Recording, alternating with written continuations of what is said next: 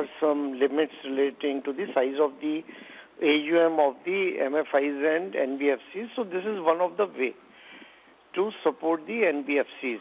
And the term used is targeted LTRO. So if the banks like State Bank of India, we participate in the auction and take money from Reserve Bank of India, then these funds have to be on length in a certain specific manner as directed by Reserve Bank of India. So NBFC's liquidity liquidity issues, banks can deal with it in quite a few ways. One is, of course, TLTRO, where the banks can subscribe to the bonds of NBFCs.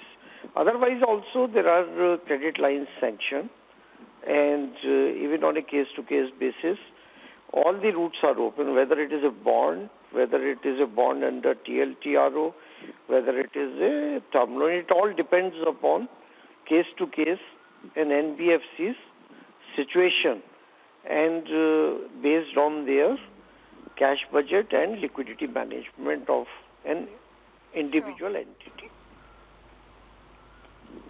Sure. But Mr. Kumar, the problem with the Indian banking sector is that there hasn't been effective transmission of these policy measures at the grassroots level, the last mile transmission. What are banks such as SBI, such as State Bank of India, planning on doing to ensure that credit lines flow smoothly?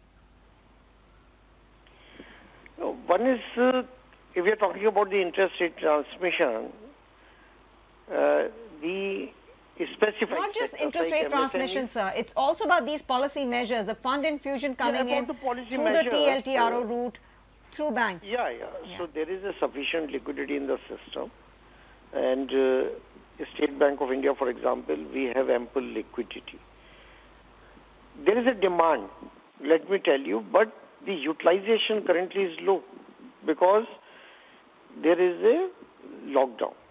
And what the corporates also we have seen is that they are getting approval of the limits, but they will start utilizing them when the working capital cycle or their production restarts and picks up.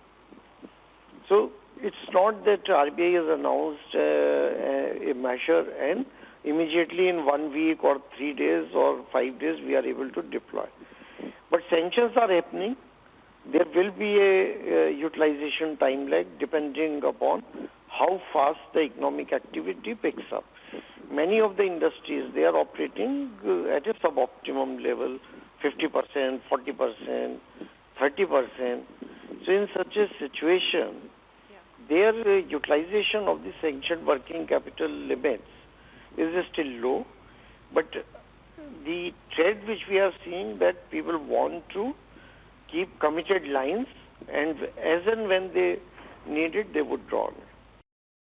Hi, I'm Emily Tan, and thanks for watching CNBC. You can check out more of our videos by clicking on the boxes on the screen, and don't forget to subscribe to the channel for more. Thanks for watching.